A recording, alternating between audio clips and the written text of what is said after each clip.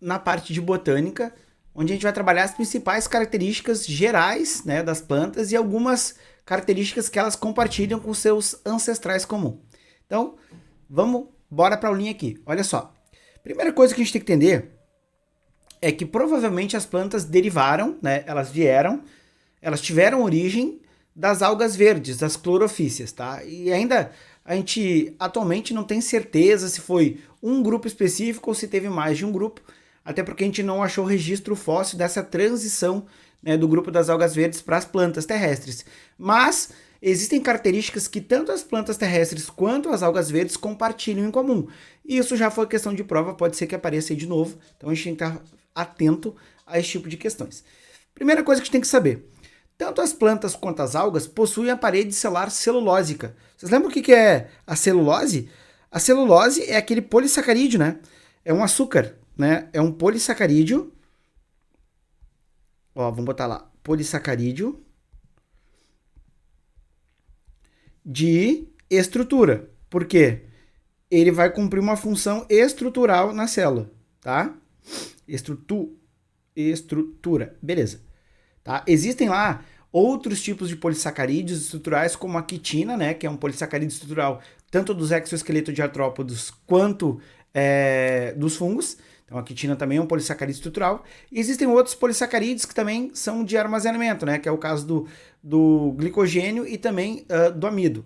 Mas, se tratando de estrutura, o polissacarídeo mais importante presente na parede celular das plantas é a celulose. Por isso que a gente fala que as plantas possuem a celulose como polissacarídeo estrutural. E as algas também compartilham essa estrutura, né, essa molécula bioquímica com as plantas, tá? Além disso, o que mais que as algas têm em comum com plantas? Tanto as algas quanto as plantas têm o fuso acromático mitótico persistente, ou seja, ele dura o tempo inteiro durante a divisão celular, formando o que a gente chama de fragmoplasto, né? Em outro momento a gente vai revisar essas estruturas, agora nosso foco é só entender as características compartilhadas. Além disso, tanto plantas como as algas possuem o fitocromo. O que é o fitocromo? O fitocromo é uma molécula anexa da fotossíntese. Tá? Então, para que haja fotossíntese, nós temos que ter algumas estruturas que são anexas, né, que dão suporte para todo o aparato molecular e bioquímico da fotossíntese. Uma dessas estruturas é o fitocromo. A gente vai ter também outras moléculas, como os carotenoides, que são presentes tanto em plantas como algas, que vão dar suporte na hora de fazer a fotossíntese. Portanto, plantas e algas verdes compartilham o fitocromo como estrutura anexa da fotossíntese, tá? Outra coisa, clorofilas do tipo A e B. Todas as plantas vão ter clorofila A e algumas vão ter B, outras vão ter C, outras vão ter D. Algas verdes também, todas as algas verdes têm clorofila A e algumas também têm a clorofila B. Portanto, tanto algas e plantas compartilham esses dois tipos de clorofila. Pra gente, agora não interessa qual é a diferença de um para outro, em outro momento a gente vê isso, mas eu quero que vocês entendam que tanto plantas como algas compartilham essas estruturas que são as clorofilas, tá? Além disso, as algas verdes e as plantas, elas vão ter lá a organela responsável pela fotossíntese, que é o cloroplasto.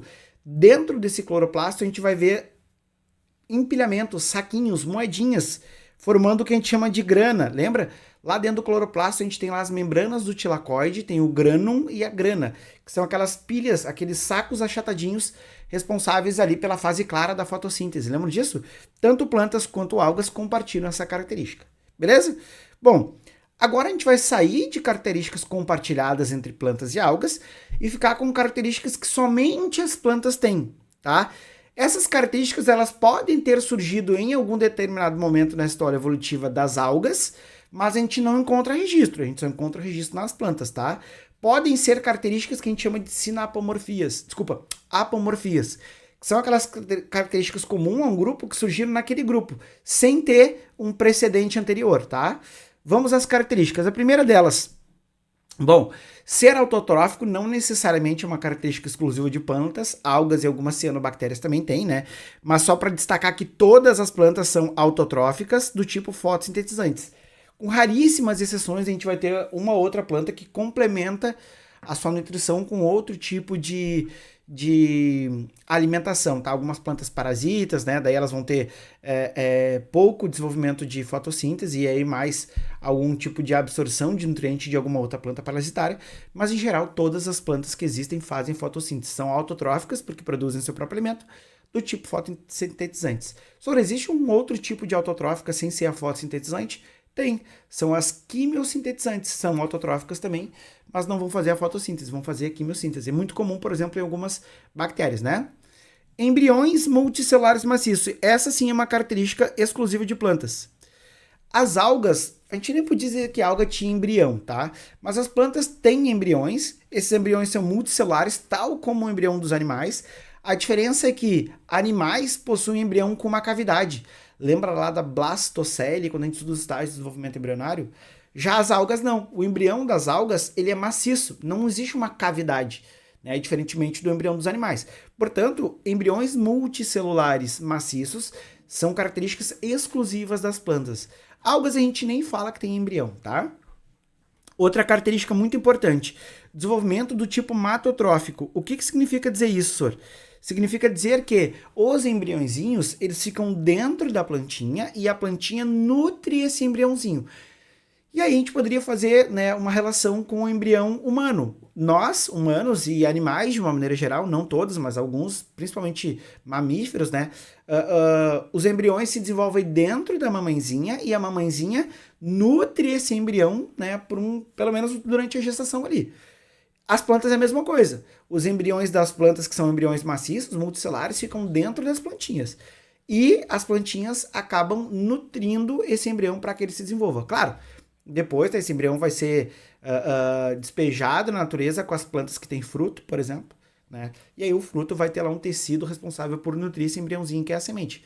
Mas lembrando, nem todas as plantas têm sementes, então o que vale de característica compartilhada a todas as plantas é que o desenvolvimento é do tipo matotrófico, ou seja, a mamãezinha alimenta esse embriãozinho.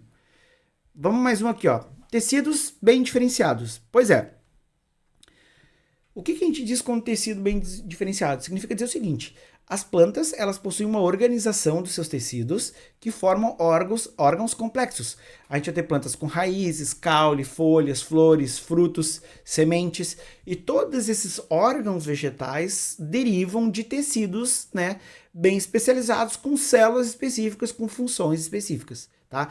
Nem todas as plantas terão esses tecidos bem desenvolvidos, principalmente quando a gente diz de vaso condutor de seiva, né? Xilema e floema, briófita, por exemplo, não tem, mas ela vai ter epiderme, vai ter tecido de reserva, né? Vão ter outros tecidos diferenciados também, então todas as plantas possuem tecidos bem diferenciados, algumas mais, outras menos, mas no geral todas têm. Beleza?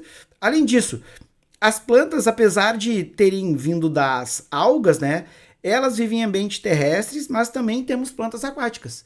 Quando as plantas decidiram, em aspas, sair do ambiente aquático para conquistar o ambiente terrestre, várias características evolutivas foram essenciais para que isso acontecesse.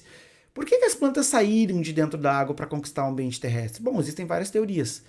Uma das mais aceitas é que, como o ambiente terrestre ainda não era povoado, não tinha praticamente competição, diferentemente de ambientes aquáticos, corpos d'água, né, como lagos, rios e até mesmo oceano.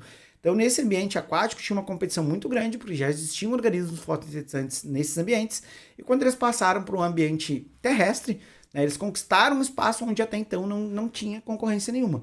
Eles chegaram lá, não tinha ninguém, e aí as plantas foram, claro, ao longo de milhares e milhares de anos, milhares e milhares de gerações, se adaptando e se modificando para viver nesse ambiente terrestre, tá? E algumas plantas, depois desse processo evolutivo, decidiram voltar para dentro do ambiente terrestre.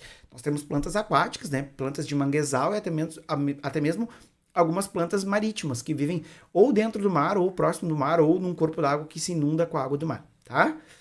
Bom, para finalizar, tanto as plantas superiores quanto as mais primitivas, elas são bases das teias e cadeias alimentares.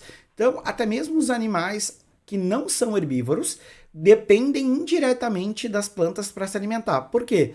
Lembra que os animais herbívoros comem diretamente a planta, a biomassa vegetal lá, a graminha, por exemplo. E os animais carnívoros se alimentam desses animais herbívoros. Então, até mesmo animais carnívoros dependem indiretamente das plantas para se manter vivo. Por quê? Lembram que as plantas lá nas teias e cadeias alimentares são base das teias e pirâmides alimentares. elas ocupam sempre lá a partezinha mais baixa, né? Porque são produtoras. Então, elas são responsáveis, as plantas, por inserir energia na grande maioria dos ecossistemas, tanto para animais herbívoros quanto para os carnívoros que se alimentam dos herbívoros.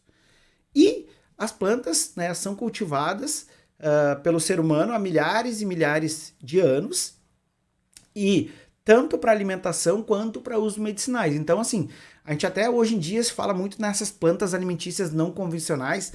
Não sei se vocês já ouviram falar disso, das PANCs, né? Plantas alimentícias não convencionais, né? No plural ali, porque são várias. Então, do total de plantas que existe, são mais de 250 mil espécies, cerca de 50 espécies são as mais cultivadas para consumo humano. Mas existem milhares, milhares, centenas de plantas que também serviriam para consumo, só elas não têm a preferência e nem o conhecimento das pessoas. Isso a gente estuda, né, lá nas angiospermas, quando a gente traz outras plantas que também podem servir de alimentação, poderiam ser inclusive usadas para erradicar a fome no mundo, mas por questões econômicas elas não são cultivadas, mas a gente vai aprender isso em outro momento. Por enquanto, eu tenho só mais uma imagenzinha para mostrar para vocês para finalizar essas características vegetais das plantas, de algumas estruturas que eu acho legal vocês entenderem. Então, aqui nós temos um cladograma, né, gente, simplificado. Lembrando que um cladograma serve para mostrar as características adaptativas que as plantas têm ou se desenvolveram e também o grau de parentesco dos indivíduos entre si. Então, essa imagenzinha está sendo representada de maneira simplificada, tá? Esses grupinhos aqui, ó, a gente considera, né, que são mais grossinhos, essa parte aqui do que esse aqui, por exemplo, ó. Então, esses grupinhos aqui, a gente diz que são grupinhos monofiléticos, né, possuem um ancestral comum, todos esses três aqui. E esse aqui seria um grupo não monofilético, né? A gente vai aprender isso mais pra frente. As angiospermas podem ter mais de um tipo de ancestral. Bom, vamos para as características que nos importam. Gametângios revestidos por células estéreis. Isso é uma característica evolutiva somente das plantas. O que é o gametângio? Angio é a estrutura que guarda algo. Então, essa estrutura que guarda algo chama-se gametângio. Então, o que esse gametângio guarda? Os gametas. Essa é uma característica que todas as plantas vão ter. Portanto, todas as plantas vão ter um gametângio, uma estrutura que guarda os gametas, revestida por células estéreis, né? Células que não são usadas na fecundação. Além disso, o embrião das plantinhas, eu já falei, fica com as plantinhas, né, o que a gente chama de gametângio, essa urna, dentro da plantinha feminina. Então, o gametângio e o embrião, que estão na base, eles estão presentes em todos os grupos vegetais. Lembra como é que é uma característica? Se ela está na base, é porque ela é presente nos demais, tá?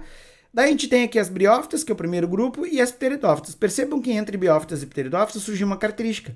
São os vasos condutores de seiva, xilema e floema. Isso faz com que as briófitas sejam plantas avasculares, e de pteridófitas em diante, a gente já tem xilema e floema, que são os vasos condutores de seiva, e isso facilita, inclusive, o crescimento lá das plantas, né? Elas são do tamanho que são, porque elas conseguem extrair água lá dessas raízes e jogar até o topo das folhas, e também produzir lá glicose através da fotossíntese, né? Que é aquele carboidrato que vai dar nutrição para a planta, e alguns outros hormônios lá nas folhas e despejar para o resto das plantas, tá? Depois de pteridófitos, a gente tem o surgimento de endosporia e heterosporia. Pois é, a gente não vai entrar nesses detalhes agora, mas significa dizer que os esporos são diferentes, heterosporias, e endosporias, esporos são produzidos dentro da planta. A gente vai ver mais para frente a fase de alternância da geração das plantas, que também tinha nas algas. Uma hora é gametófito, outra hora é esporófito. Lembrando que gametófito produz gameta, esporófito produz sempre esporos, tá? E por último aqui, né? Por último não, quase por último, as sementes, tá? Então a semente surgiu no grupo das gimnospermas, que inclusive significa isso. Gimno é nua e esperma é semente. Então as gimnospermas são as plantas que têm a semente nua. Como assim, professor? A semente não é revestida de um fruto, tá? A semente é comestível, né? O exemplo mais comum é o pinhão. Quando a gente come o pinhão, nós estamos comendo um embriãozinho, né? Um filhote de araucária. Portanto, você que come pinhões, você é um assassino de filhotes de araucária.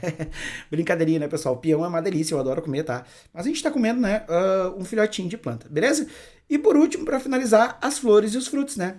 Que surgiram lá nas angiospermas. Plantas que têm flor e fruto. Angio é urna, né? E esperma é semente. Então, as angiospermas possuem toda uma estrutura responsável por guardar aquela sementinha. Que estrutura é essa? O fruto, tá? Que sempre veio de uma flor fecundada. A gente vai aprender isso mais pra frente também. Portanto, gente, essas são as características principais das plantas que vocês têm que saber. Pode ser que apareça uma questãozinha aí na prova de características vegetais comum a todas as plantas que estão representadas nesses gráficos, né, nessa figura, e também para características que as plantas têm que elas compartilham com as algas. Inclusive pode cair uma de cada um. A gente tem que ficar atento e esperar qualquer coisa da prova, tá bom? Finalizo com vocês aqui e vejo vocês na próxima aula, beleza? Um beijo e tchau, tchau!